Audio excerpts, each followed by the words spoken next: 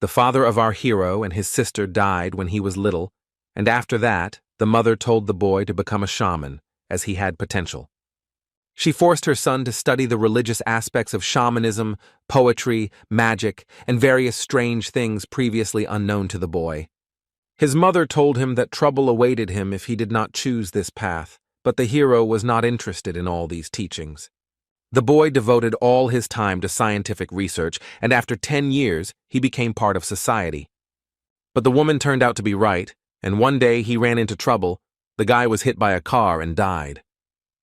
What was surprising was that the hero was reborn and realized that his mother was telling him the truth.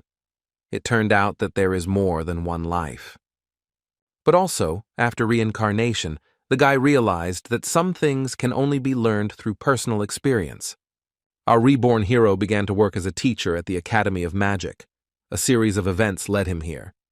One day he arrived at the station where there were many people waiting, serious men, a beautiful girl in a hat, and others waiting for the train to the capital. When the train arrived, passengers began to board the carriage. The conductor asked the guy to show him his ticket, and after checking, wished him a good trip. After the man, other passengers entered the carriage, and the future teacher went to look for the seat indicated on the ticket. After searching, the man found his seat, 4th car, 3rd compartment, seat 403. He thought about it. The coincidence seemed strange to him. In the compartment sat a man with gray hair, a gray beard, and was enthusiastically reading a newspaper. This is our hero. The man was surprised when the compartment doors opened, and a young guy in a hat entered and said hello, putting down his newspaper. After a while, the train moved off and set off, passing snow-covered cliffs and tall trees, and the boy and his gray-haired neighbor became immersed in reading. A little time passed, and the guy looked up from the book, raised his head, and looked towards his fellow traveler, who was sitting opposite him. On the back of the newspaper was the news that the civil war in the Utah Kingdom had ended and the princess's faction had won. The guy said out loud to his fellow traveler that he was glad that the war had come to an end. Looking up, the man replied that he was also glad about it, and that he too was wondering when it would all end. The guy continued the conversation, indicating that the prince's faction had recently been recruiting soldiers, but it was good that the war did not last long. Our hero introduced himself as Roger Salici, and his fellow traveler said that the guy was apparently of noble birth, and said that his name was simply Gerard. Roger said that he was a fallen noble, meaning someone who was a noble but had their title taken away for what they did, but was still able to use magic. The boy asked Gerard where he was going, to which the man replied that he was going to Lindenbrunn, the capital of the empire. Roger replied that the Exilian Empire was famous for its advanced engineering, so there was much to see there, and added that he was heading to Leathervelk. The boy said that he was going there to join Theon Academy, which caused great surprise in the gray-haired man. Gerard told the guy that he must be an outstanding specialist, but Roger laughed and said that he was just lucky. The man said that many people dream of being in the young guy's place, so he should be proud of himself. Roger thanked his companion for his kind words and asked if he had heard about the man from the princess's faction who had won. The guy also added that it was a wandering mercenary named Machiavelli, and he had neither experience in magic nor the highest knightly rank. But Gerard wasn't particularly surprised by the guy's question and said that he considered this story gossip and nothing more. But it was true, because Machiavelli was the one who wandered the world in search of one object, and this was the name the guy used in his past life. Gerard asked the boy if he would take charge of a class at Theon's academy, to which the boy replied that he would be in charge of the second-year students. The gray-haired man looked at him sharply and said that he was more capable than he thought, thereby confusing the guy. Gerard wanted to say something, but suddenly there was a loud sound, and the carriage began to rock violently. The men couldn't understand what was happening. The guy assumed that the engine had probably exploded, but the fellow traveler said that this couldn't happen because he was protected by magic. The man told the boy that it was probably a trap, and they had set it up to rob rich merchants or nobles, and if they had set off the explosion, then there was a magician among them. The heroes decided that they needed to hide or get off the train, and Roger said that he would go first and ask the man to wait for him. The fearless guy left the compartment to see what was going on and realized that there were no passengers in the fourth carriage. Gerard was concerned about the safety of the other passengers, to which the guy said that the compartments were protected by magic. The man replied that it was still dangerous to remain in the compartment if the same magic spell had been cast on them, the protection of which had been broken. Roger and his companion could not understand why the robbers were not here yet, since the explosion occurred in the third carriage. Gerard said that if he had been in the robbers' place, he would have headed to the first carriage first, because that was where the first-class passengers were. The man suggested that the guy go out through the back door, and at that moment, behind their backs, a robber flew into the car, kicking out the window. Roger reacted quickly to this and turned to face the robber and told Gerald to stand behind him. The heroes saw the robber, a green mask half hiding his ugly face with scars and a terrible look. In an instant, the robber took out a sharp antique knife and decided to pounce on Roger and Gerald, who were standing there. The guy realized that he needed to defend himself and used a magical blow, which hit with such force that the robber flew back several meters. With the attacker lying on the floor, the men became more confident and looked down on him with disdain. Gerard was a bit worried and asked the guy if he killed the robber, but Roger said he only immobilized him. The guy decided to approach the lying robber to ask him a couple of questions, and his companion said that it was dangerous. The hero approached the villain and, pressing him lightly with his foot, asked why he climbed into the carriage, and the robber only began to laugh. Roger was angered by this and demanded more insistently that the robber answer his question. The robber looked angrily at the guy, calling him a dirty little man, and said that he would kill everyone here. After this, the villain opened his jacket with both hands, and Roger saw that there was a large bomb inside, with 2 seconds left before it exploded. The boy heard Gerard shout at him to hide, but he stood frozen in horror, unable to take his eyes off the explosives and the last elusive number on them. In an instant, there was a powerful explosion that resounded throughout the entire carriage. The gray-haired man sat on the floor, covering his head with his hands.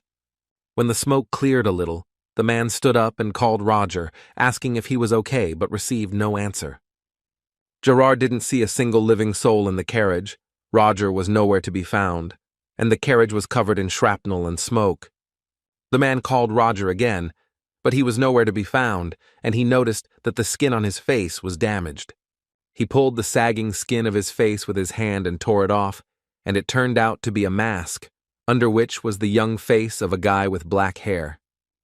It was this same Machiavelli who took the name of a famous person from his previous life. He had to completely change his personality to avoid getting into dangerous situations, and he simply traveled around the world. One day he attracted unwanted attention to himself, but fortunately, when the princess and her soldiers were overcome with triumph, he managed to hide and board a train to Lindebruen. But despite this, the guy was disappointed that troubles were happening to him all the time. The hero stood among the destroyed train. He threw away his mask and thought about what happened, sadly remembered Roger. The guy didn't expect the bomb to explode.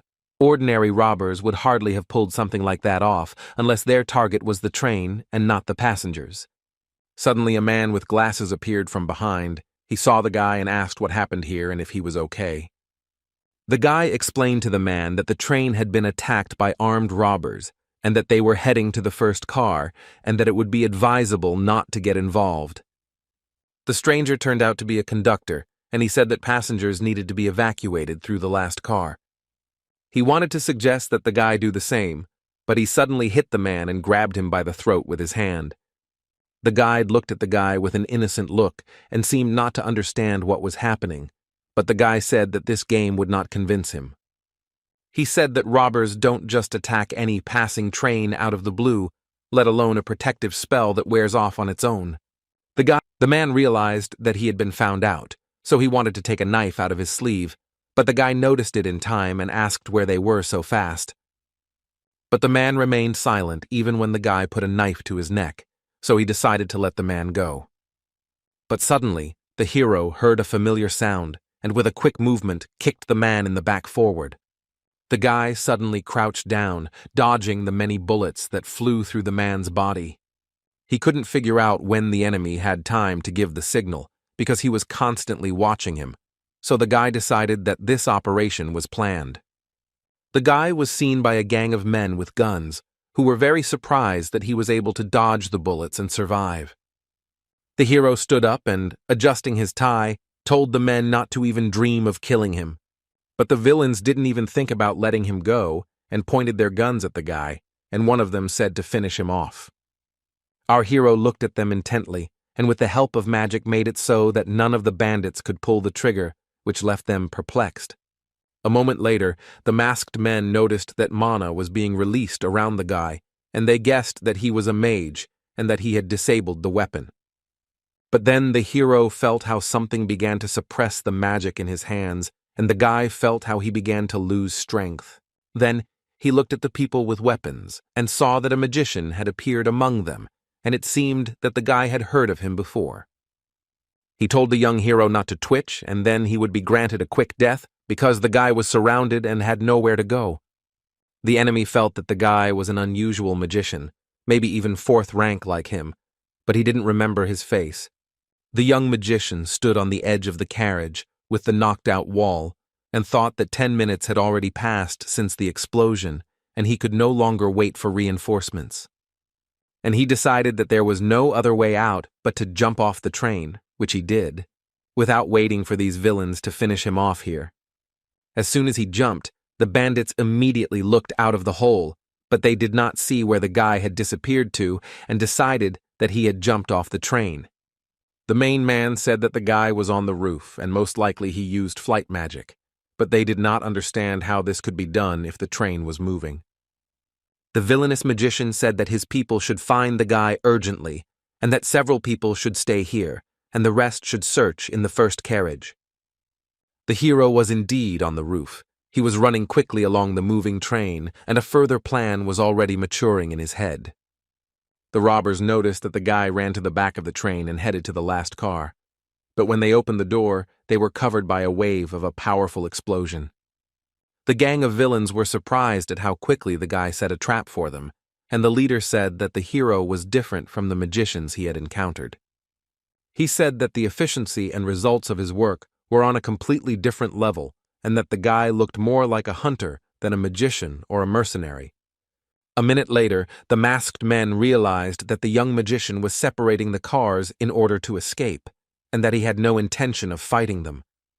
Our hero actually separated the cars, remaining behind the departing train on which the bad guys remained. The main enemy tried to remember his face and decided to track him down and kill him. Suddenly, the main bandit felt a huge amount of energy, but it was unclear where it came from.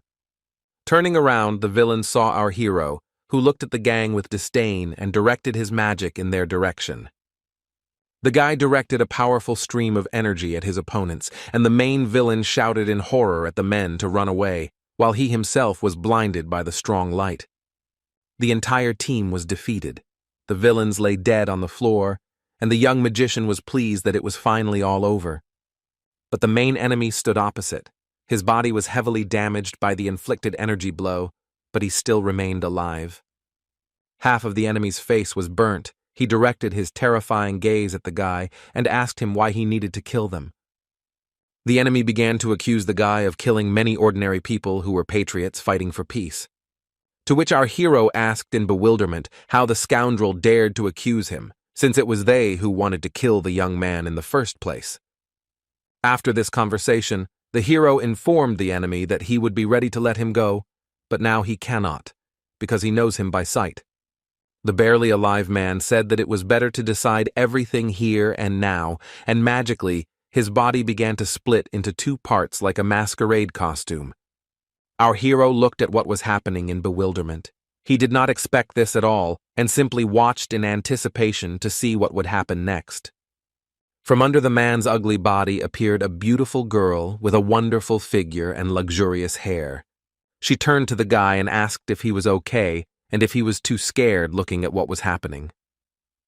The heroine asked not to worry and heroically announced that the Knights of Cold Steel were already here. The bandits who were in the first carriage were scared. They didn't even think that in such weather, the knights would be able to use flight magic. The Cold Steel Knights skillfully directed their magical power against the armed men who remained on the train. The heroes began to clear the carriages of villains one by one, and they transmitted information to each other telepathically by placing 2 fingers to their temples. So they got rid of the bandits in the first carriage and then in the second, and the passengers were finally safe. Soon the knights reported to the girl, who was a lieutenant, that the situation on the train was completely under control, and she praised them for their excellent work. The Knights of Cold Steel ensured that passengers reached Leathervelk Station safely. Our hero was in his compartment when the lieutenant came to him and asked how he was and whether the terrorists had wounded him. The mage replied that he was fine, thanks to the Knights of Cold Steel, and that he was simply lost in his thoughts. The girl was glad to hear that he was okay. She decided to introduce herself and called herself Veronica DeVille. And then the stranger asked her if the girl was the commander of the Knights of White Steel, and having received an affirmative answer, learned her name. The man, Remless, was an officer with the Leathervelk Police Department and showed the lieutenant his ID and said he was aware of the attack on the train in the Arete Mountains. The girl said that they had eliminated all the criminals, for which the officer thanked her, but pointed out that there was something strange in the report. The man tried to figure out how the attackers had captured the train so quickly, because even using magical power, they could not have broken through the protection so easily. Our guy watched the conversation between the officer and the girl with suspicion, and the man continued that most likely there was someone on board the train who helped them. Veronica thought about this information and said that it was a sound idea, but still only an assumption. The police officer then explained that they would not detain the people, but that their identities needed to be established, to which the lieutenant agreed. At the same time, she turned to the young man who was sitting behind him and, as if calming him down, said that everything would be fine. The main thing was to answer the questions honestly. The guy again plunged into familiar sensations and realized that he was in big trouble again, and he was really tired of it. There is nothing suspicious about Gerard's identity since he passed ticket control and legally boarded the train.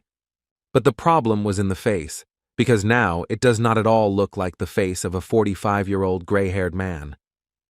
And the guy began to assume that if he was put under investigation, then sooner or later his secret would be revealed and the young man would be hanged, and if he was lucky, he would be subjected to severe torture. The hero understood that he could not escape since the street was full of police officers and Knights of Cold Steel. Besides, the lieutenant was merciless to criminals. Now she is smiling while talking, but if she suspects something, the guy will be in trouble. After a while, the officer took out a list of passengers and said that our hero had nothing to worry about. He just needed to confirm his identity. The man asked the conductor to give him a ticket corresponding to seat 403, which indicated 2 passengers, Roger Chalici, 25, and Gerard, 40 years old.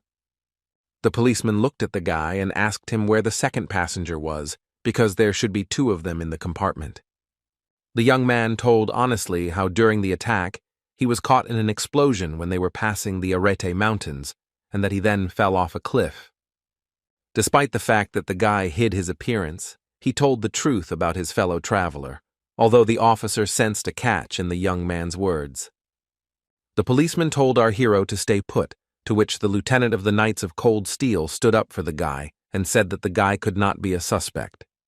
Veronica informed the officer that our hero was fighting terrorists when the Knights arrived, and traitors do not behave like that. The officer felt uncomfortable that he suspected the guy of setting him up and asked him for forgiveness, calling the young man Mr. Roger. Our young magician sat with a confident look, and of course the problem had been resolved. He was mistaken for Roger, and he didn't even have to invent anything. When Veronica and the policeman saw the recording that the guy was accepted to work at Theon Academy, they were very surprised and asked him if it was true. And, taking advantage of this idea, the young man replied that this was so and that he was the new professor, Roger Chalici. After that, he took his suitcase and was about to leave. At the station, The officer apologized again, and the guy thanked him in return for being able to get here. The police officer insistently offered to give the young professor a ride to the academy, saying that he could not do otherwise, because the future of the empire was in his hands. Roger really wanted them to leave him alone and politely refused, justifying himself with important matters. The guy said goodbye to the officer and Veronica, adding that he was glad to meet the girl, having heard from her that she was also glad to meet him. The young man walked further away from the station, mentally rejoicing that he had succeeded and that this journey was over. In his heart, he asked for forgiveness from the real Mr. Roger who died and thanked him for saving his life. The guy was helped by the fact that the quality of the photos was not the best, and it was really difficult to distinguish him from the real Mr. Roger. Our hero moved away with relief, thinking that the problem was solved and now he was okay, wondering where to hide and how to create a new personality. But then one of the passers-by called out to the boy, calling him Mr. Roger Chalichi and saying that he had seen him talking with the knight. It was an older man who called himself Wilford and said that he worked at Theon's academy, and after hearing about what happened, he came to meet the guy. The man offered Roger to take him to Theon, and the boy gave in. He was so tired of these people that he simply agreed to the offer. The young man got into the man's carriage, which was pulled by a metal horse, and they headed to where the old man had promised to take the boy. On the way to Theon, our hero thought that all this was not good. He was met by an unusual employee of the academy, because he had a fit body and he appeared very unnoticed. If the magician escaped using a stupid excuse, it would seem suspicious, and the man would follow him, so the guy decided to postpone the escape. Since Gerard was presumed dead, our hero has been nothing more than a ghost in this country, meaning that if he were to disappear, no one would notice. It was good that at least now our hero had an ironclad alibi and could live the life of Roger Cellini. While thinking about this, the carriage brought the young man to Theon, a huge territory with many buildings. The boy was surprised by the size of the academy. Wilford informed the young man that he would take him to the rector and take his luggage. The academy was very large and bright. There was a large clock in front of the central entrance, and tall columns stood around it. The lady was a young girl. She introduced herself pleasantly as Eliza Willow and said that she was waiting for Roger.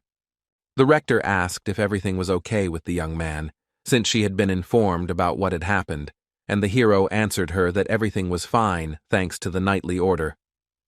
Eliza was very happy to hear this. Smiling, she added that if the guy had suffered, it would have affected the academy too. The young man was amazed by the rector's openness, and the fact that she spoke so easily about possible negative consequences simply did not fit into his head. But what bothered him even more was the strange feeling that arose as soon as he entered here. The future professor looked at the rector and could not discern in her sly gaze whether she had revealed his secret or whether she had met Roger before. But a minute later, it became clear that it was not, because the girl happily expressed her admiration for the young man's appearance and said that she was glad to have their first personal meeting.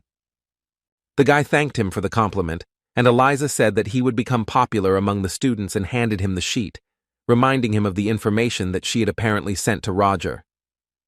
The paper indicated the salary, that the employment contract was for 2 years, and also that food and accommodation would be at the academy's expense. But the contract did not play an important role, because the magician was planning to run away soon. But the salary confused our hero, because it would be 30 imperial gold coins a month, that is, 30 million dinars. The rector, seeing the boy's surprise, asked if he liked the conditions, although she herself understood that they had bribed the young man. Our hero answered that the conditions were not bad, holding back his emotions, but in fact, for him, it was a real jackpot. But the future professor began to think, because with such a salary and responsibilities, he would have a lot at the academy. Would he have enough knowledge? Because in Theon, there are only geniuses. The guy thought further and came to the conclusion that his job here was a done deal, and if he refused, it would be suspicious. The young magician knew how to lie, bluff, and read the mood of his interlocutor.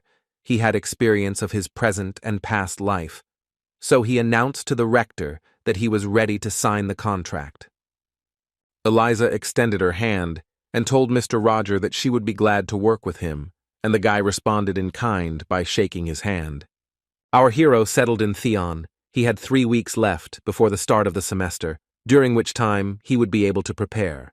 The young professor was given a whole house, which he also did not expect. Now the guy was getting used to the idea that he would be a teacher at Theon's academy. The young man recalled how, having been reborn 27 years ago, he retained all his memories, but lost all his abilities. The hero had to endure many difficult trials, but he never thought that he would become a professor. Technically, he got a fictitious job without his consent, although on the other hand, he needed a new identity. From Roger's letters, the boy learned that he was from a fallen noble family from the small kingdom of Kveoden. The only child in the family, his parents had passed away. It turns out that Roger's personality suited the guy very well, and no one should reveal him. There is no better disguise. The young man needed to sort out the lectures and find information about the academy, but he decided to explore the area first. But when the hero was about to leave, he remembered that he had not eaten anything and decided to put off everything until tomorrow and go to a restaurant. 2 weeks flew by quickly. Roger sat with a cup of coffee and read papers. He managed to collect the necessary information and prepare for classes. There was 1 week left for practice. A girl in a hood sat down at the table behind him, and the guy, seeing that visitors were arriving, wanted to go home and prepare for the introductory course. But suddenly the stranger spoke. She said that she was glad to see him safe and that she was worried that something could happen to him. The young man did not pay attention to the girl and pretended not to hear, continuing to sip his coffee. The stranger continued, asking why the guy hadn't contacted her for 2 weeks, since the members of the organization were worried about him, calling him the First Order. The magician abruptly put the cup on the table and replied that he had to check something. The hero realized that Roger Chalichi was being followed. The girl replied that the terrorist attack was a surprise and they did not know that the rebels were planning an attack. The hero decided to play along, explaining to the girl that he needed information about the academy, to which the stranger was surprised because she sent the information in a letter. With confidence in his voice, the guy replied that he just wanted to make sure that it was true, and the girl understood him. The young man did not understand what was happening. Now he had to try not to arouse any suspicion and continue to play along. When the stranger asked if he had taken care of everything, the mage claimed that he had dealt with the main figures of the academy that they had been targeting, and had also tracked down and eliminated the traitor.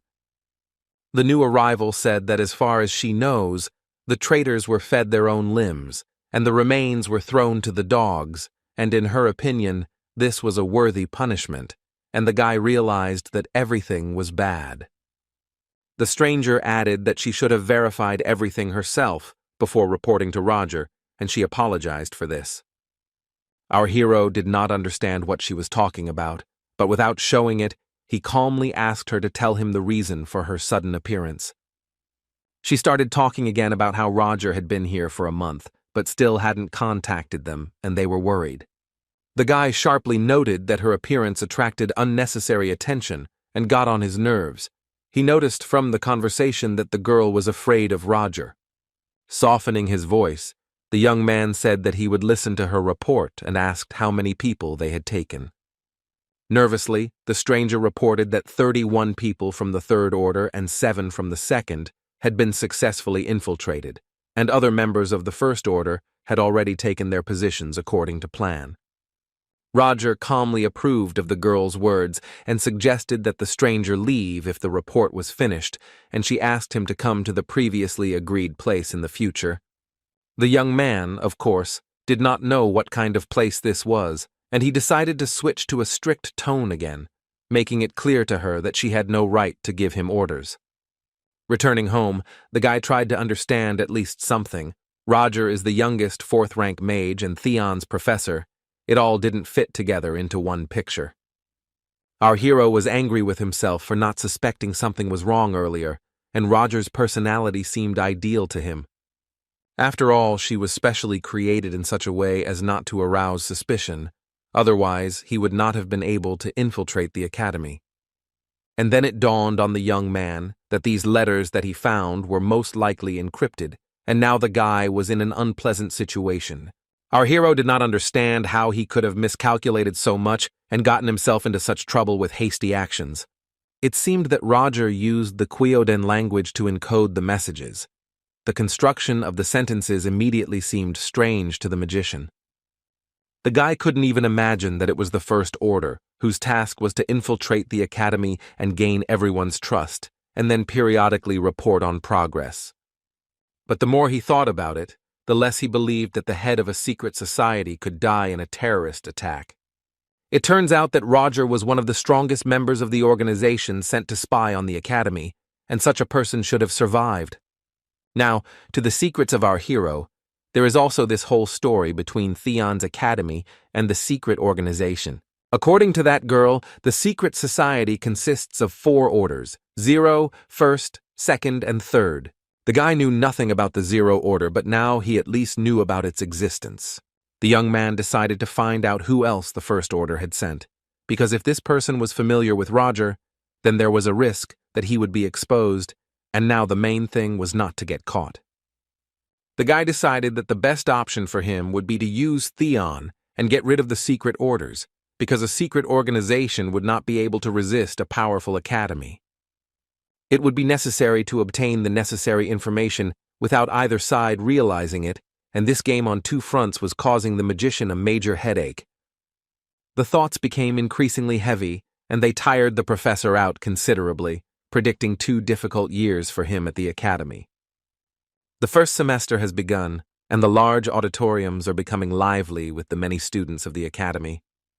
There was a blue-haired student sitting in the audience, listening to a conversation that had started between other students in the back seats. One student was telling the news that the subject of spell theory and visual representation of the elements would be taught by a new professor because the previous one had suddenly quit. The second guy added that their professor quit when a student embarrassed him in front of everyone by showing that she was more capable than him. They were talking about a girl with blue hair. The student's name was Flora. When her friend said that the boys were talking about her, she sheepishly expressed her misunderstanding, as if she had done nothing wrong. The students continued to discuss the new professor, one saying that he had a brilliant reputation and had written a lot of reports while being a military officer. The second student said that he was not some simpleton, but a respected person, and that this professor was also a fallen nobleman. A blue-haired girl named Flora listened thoughtfully to the conversations and thought about how stupid it was to jump to conclusions so early. A couple of minutes later, the professor himself entered the classroom, tall and important. The role of teacher suited him very well, despite his age. The conversations in the audience died down, everyone turned their attention to our hero, and he announced that he was their new professor, Roger Selici. The students froze and looked at him with wide-open eyes in surprise.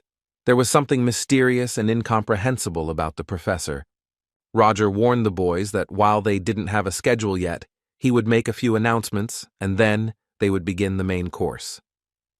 The young teacher added that he would teach students spells, but the structure of the lesson would be unusual for them, and they would learn not only theory, but also develop practical skills. He also indicated that the first year would also be able to attend classes. The students began to whisper about these announcements. Apparently, this was unusual for them. Roger asked the second years to be quiet, understanding that the workload would be the same for everyone. One of the students raised his hand and wanted to know the reason why the professor decided to combine the courses. It was a blonde with green eyes, Flora's friend, and when the guy saw her, it seemed that he had already seen this girl before.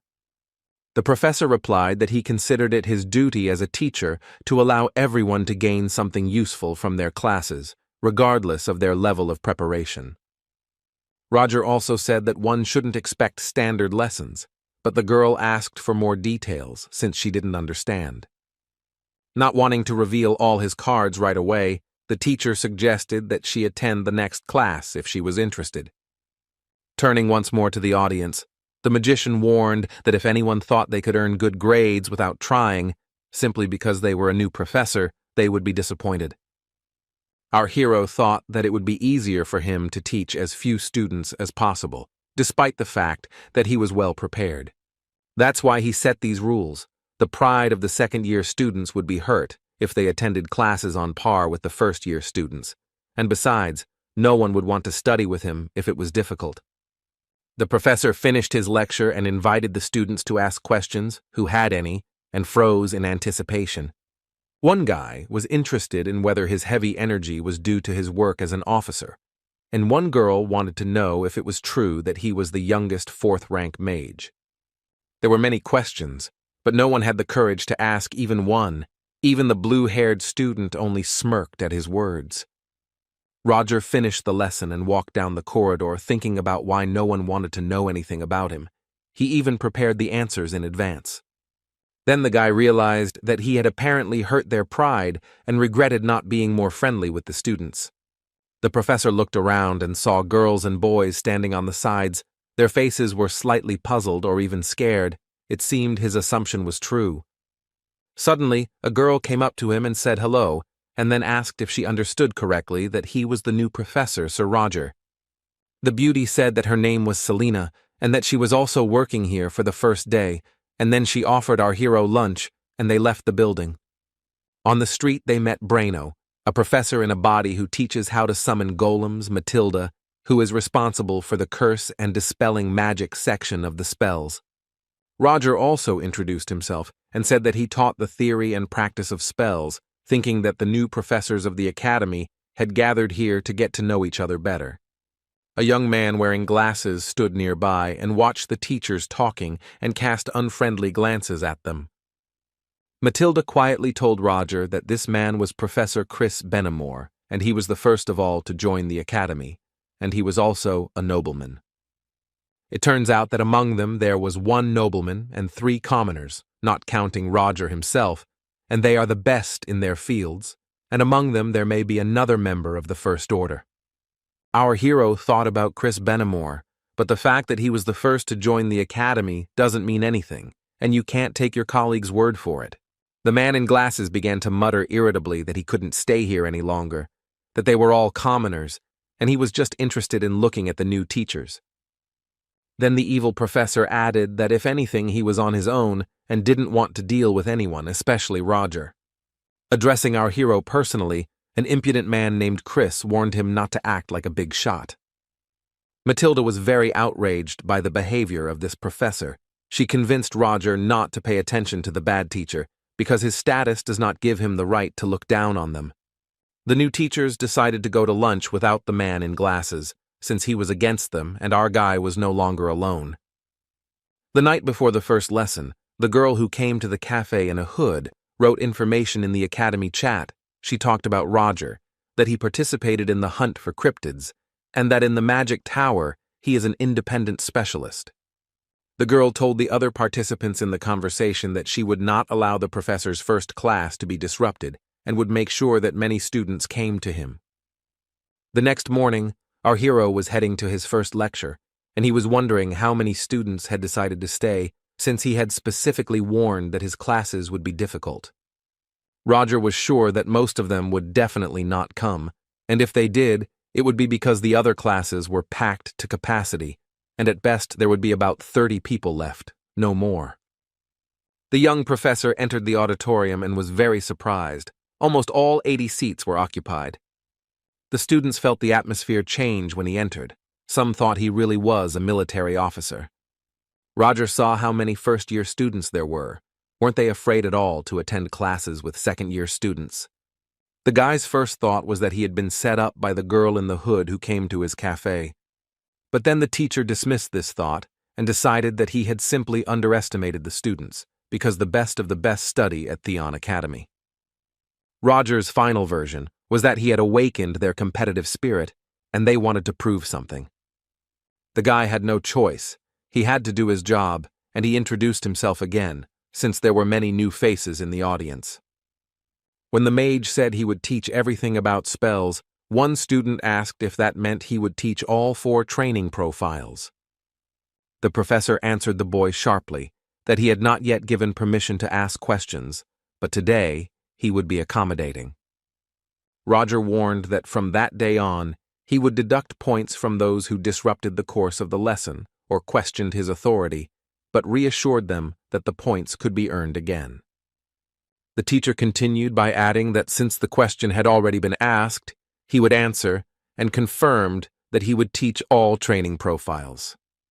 The blue-haired girl thought that the professor was setting the bar too high, because out of the 4 profiles called Release, Elemental Magic, Telekinesis, and Fortification, they usually teach 2 at most. Our hero decided to show a 3rd-level fire spell called Trembling Flame to pique the students' interest. The teacher explained that the spell was created based on release, using heat, ignition, compression, expansion, dispersion, and acceleration. It was a 7-component synergy technique, 3 times faster than modern methods of performing this spell. The students were amazed that Roger was really going to speed up the process of creating a spell, because it was impossible and looked unconvincing. Flora's friend asked her if she thought it was possible, since the blue-haired girl was very skilled in magic. Flora wasn't sure. She said it was probably impossible since he had changed the basic structure of the spell. The student thought about the existence of scrolls for storing spells, as well as memory reverberation, which is a memorization process that includes short-term and long-term memory, but both methods have their limits. Flora decided that if the professor used one of these methods, then she would be very disappointed in him. Roger invited those present to ask their questions. Alex asked how this technique could be 3 times faster than what they knew, and the magician said that it reduced the time it took to cast a spell. Dahlia asked, in her first year, if this meant that the professor had changed the structure of an existing spell. The teacher pointed out that if you rework the finished technique, then it will be a completely different spell, and promised to teach students to speed up the process, while preserving the technique in its original form. After these words, Flora spoke up. She very affirmatively informed the professor that this was impossible, for which Roger looked disapprovingly at the blue-haired girl. All the students froze. They knew that when Flora entered the dialogue, even professors sometimes lost in the battle of words. Roger hid his irritation and only calmly explained to the girl that he did not allow her to explain anything, only to ask questions, but he decided to listen to the girl and he asked why she spoke so confidently. The student responded that in order to speed up the process of creating a spell using familiar techniques, one must constantly train and be a master in this matter. The teacher listened attentively. The student said that she doubted that the professor was capable of something that even geniuses could not do. Our hero reacted calmly to Flora's words and expressed his assumption that geniuses could learn this, but simply do not try. Seeing the question in the student's eyes, Roger decided to explain that magic had stagnated in development because it was focused on history and customs, while science had progressed and was now threatening to overtake magic.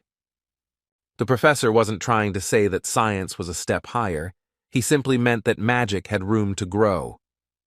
The magician added that if no one had tried to improve it, then he would be the first, and Flora's statement was incorrect. The hero decided not to be an empty talker and decided to demonstrate everything, and asked the girl if she knew how much time on average it takes to create a trembling flame. The blue-haired student replied that it depended on the mage's abilities. If it was the 3rd rank, then about 10 seconds. A mage of a higher rank would do it in 5 seconds. The teacher confirmed that this was true, but it was not necessary to base it on rank, and he gave students as an example. Flora guessed that it would take the students at least 5 seconds, but specified that she could do it faster. Roger asked the girl to come to the board and set an example for everyone, as her confidence was impressive. The student agreed, and found herself in front of an astonished audience and created a trembling fire as Roger had requested. Her classmates were amazed at the speed of her technique, and one guy said that it was immediately obvious that she was the daughter of the Lumos family. The professor measured the time on his stopwatch at 4 seconds, 78 milliseconds, commenting that he found it hard to believe that she was a second-year student. The magician praised Flora, calling her performance flawless, but she coldly replied that there was nothing special about it. But when our hero added that it was still too slow, the student's eyes simply widened. Roger clarified that she was a little short in time. The best time for a third-rank mage was 4:41 seconds, to which the girl replied that she would speed up if she practiced. The professor continued to tickle the student's nerves and announced that 4:41 was also not a fast enough result. The audience was stunned and could not even imagine how fast their teacher was. Roger ordered everyone to watch how to create a flickering flame and made a movement with his magic wand. The students were amazed. The process took a second or even less, and the blue-haired girl became even more convinced that the magician had completely changed the structure of the spell. The professor asked the students if they all saw the process, and said that he would repeat it again for those who did not notice. Roger did the same thing again with ease, baffling everyone present and even Flora. It took 0.24 seconds to create the flickering flame, much faster than the official record, and the mage was sure that they had now changed their minds. The teacher explained that the spell might seem strange, since it was the first time he used a different technique, but nevertheless, it remained the same. In other words, he used one technique to create another. That is, he changed the initial data and came to an already known result. The magician continued to explain that it was necessary to create a kind of program, as if the magician's body was equipment and the accumulation of magical power was data. And then the programs called techniques would activate the software, that is, magic. All this that the professor described, he called the source code, and this is where Roger's explanation ended. Flora was very puzzled. She had never heard of such magic, and now she was wondering who this man Roger Chalichi was. The professor said that she interrupted the lesson without his permission, and all because she was biased towards his words. The girl was ashamed of her behavior, and she agreed with Roger's words, although she was so sure that she was right. The teacher added that the girl had acted unreasonably rudely towards him, so he promised to deduct 10 points from her grade. The blue-haired student's friend couldn't believe it. How could they fine Flora, the one who was higher in knowledge in the entire second year? Clenching her fists, the student was already heading to her seat, suppressing the storm of indignation inside herself. But suddenly the professor turned to her again and clarified that she had shown the perfect technique for creating a trembling flame, so he was returning 10 points to her. He also added that he respects diligent students and praised Flora, even squeezing out the word "thank you." Overall, the students were glad that it all ended this way and that the penalty points were cancelled.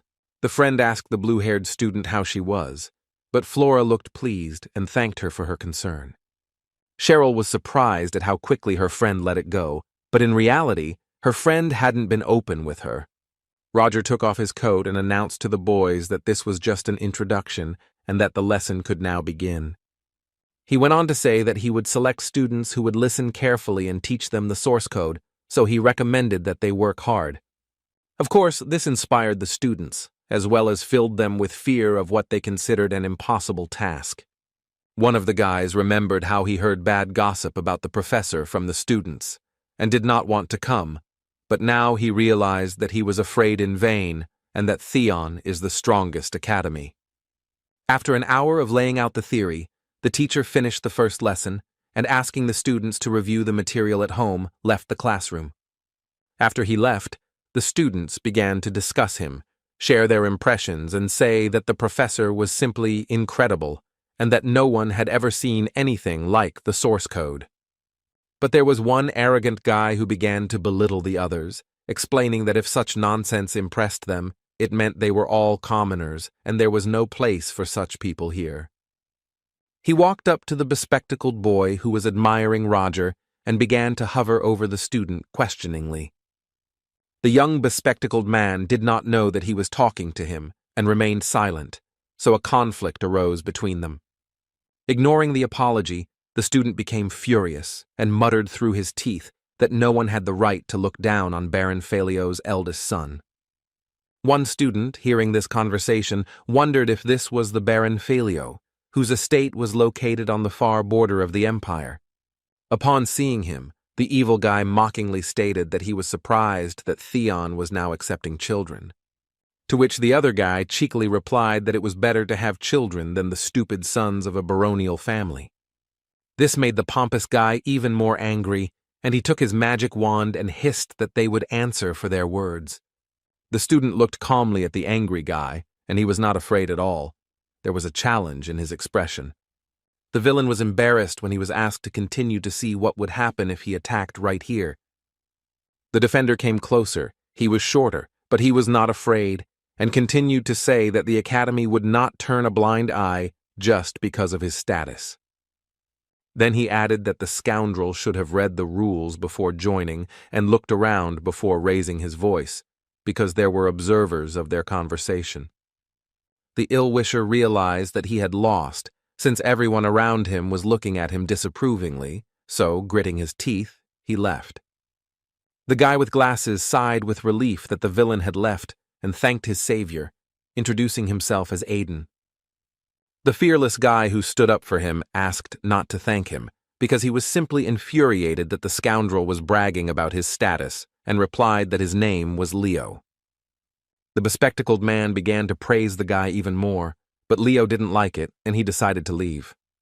Aiden seemed to think he had found a new friend because he was going to walk with Leo, not even knowing where he was going.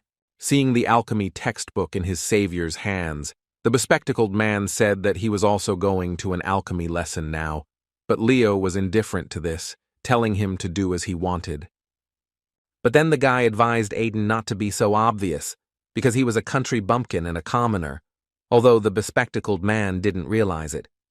Leo, more kindly, advised him to find out how everything was built in Theon, especially in terms of second-year students, among whom there were those who had a strong position in society.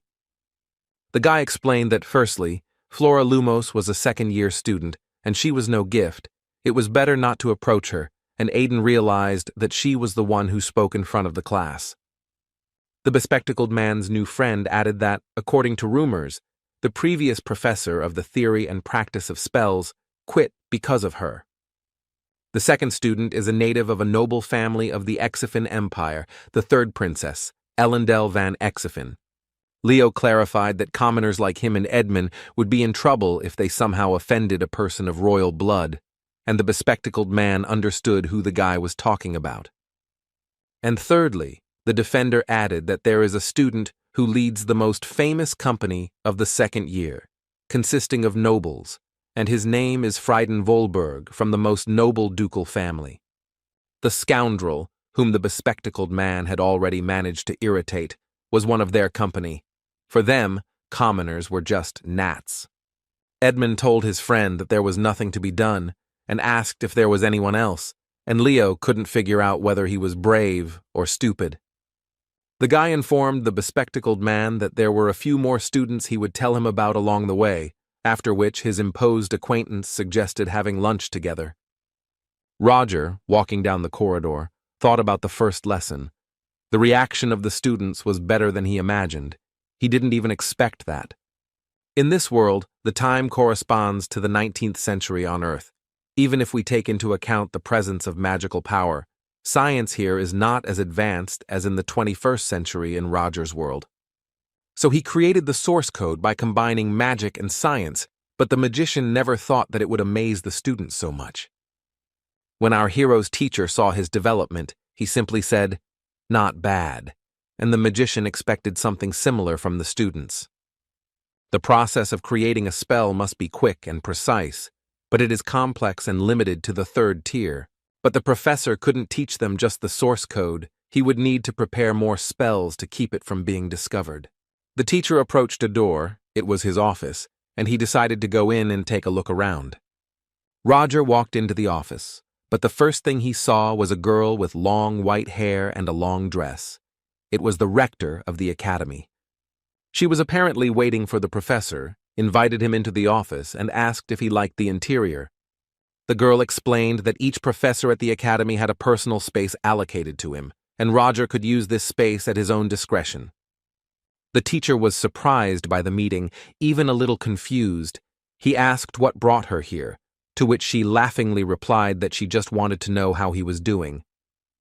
The girl was touched by Roger's frankness, and she continued that, as a director, She was obliged to keep an eye on him. Our hero felt a strange tingling sensation in his body when he met Eliza's gaze. The director was surprised why the professor was so calm, and the magician, apologizing, replied that the portion of surprises for today was full. The guy thought to himself that running into a ghost at night would not be as unexpected as meeting Eliza. The girl explained that the other teachers were more surprised, and that Roger was the last one she visited. The professor was somewhat reassured by the fact that she had visited more than just him, but why she had left him for last was a little suspicious. Looking at the girl, our hero thought that perhaps she knew something about him, that he was hiding something.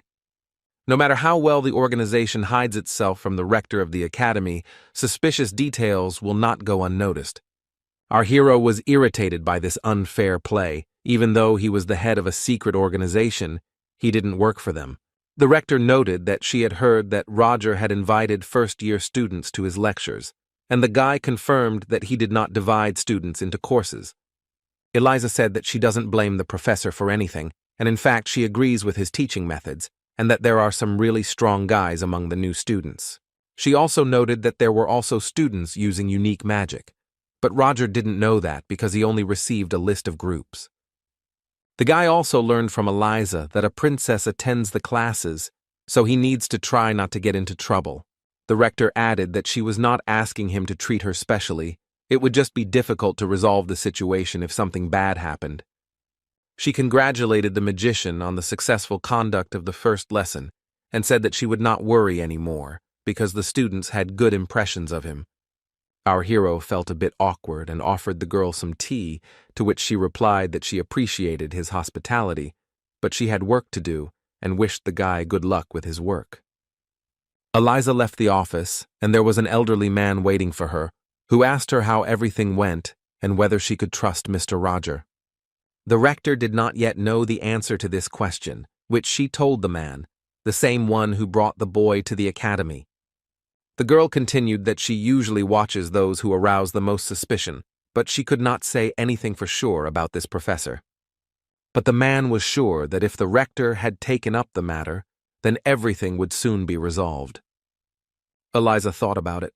She could not even imagine that Roger would not even flinch, having encountered her enchanting gaze twice. He would have given in to him if he were a fourth-rank mage, but the fact that the professor didn't react at all meant that he was holding on by sheer force of will. The girl noted that the professor was a very interesting man, but knowing that some secret group was operating in Theon, she had to be attentive to even the most insignificant details. The rector asked Wilford if he thought that the incident on the train was just a trick, and that the stranger had taken advantage of the chaos to take the place of the real Roger. The man replied that it was difficult for him to guess, but he was sure that Roger was an unusual young man. He added that his old gut was telling him this, and the girl confirmed that it never let him down. The rector wasn't sure whether she could trust Roger's words, so she decided to watch him a little longer. When Eliza left the office, our hero was left furious from the personal meeting because she was clearly interrogating him. Roger tried to reassure himself that he hadn't done anything that she could blame him for and decided to just go about his business. The professor took out the list of students and saw that the Lumos family was the most influential noble family. The guy could only hope that he wouldn't get into trouble because of the recent events with the blue-haired girl. The teacher decided that Flora should not take his words to heart, especially since he gave her extra points as a sign of reconciliation. The rector noted that he had many wonderful students, from a first-year student who was vouched for by the Magic Tower to the princess of the Exilian Empire. Roger saw a photo of a guy with glasses and wondered if this was the guy practicing the unique magic that the rector was talking about. The teacher found his face very familiar and tried to remember where he had seen it before. He couldn't remember, so the guy continued to look at the other students. In any case, you need to stay on your guard. Judging by Eliza's burning gaze, she still doesn't trust Roger. Then another thought came to the professor. Perhaps it would be better for him to stick with the secret organization. Our hero remembered that the girl in the cafe called him the First Order. It turns out she must have seen Roger's face when he boarded the train, which means that the change in appearance was not a surprise to her. The guy knew how it would all end if he was caught, and there was no guarantee that the secret organization would protect him. And Roger once again decided to remain a professor and do everything in his power, and then there was a knock on his door. It was a stranger who came to give the teacher the schedule of rounds. Today it was our hero's turn, and he remembered that the contract seemed to mention this. The professor opened the letter and decided to clearly understand the schedule. It seemed to him that there was nothing complicated about it. The academy's premises were spacious, with high ceilings, and students gathered in one of these rooms for training.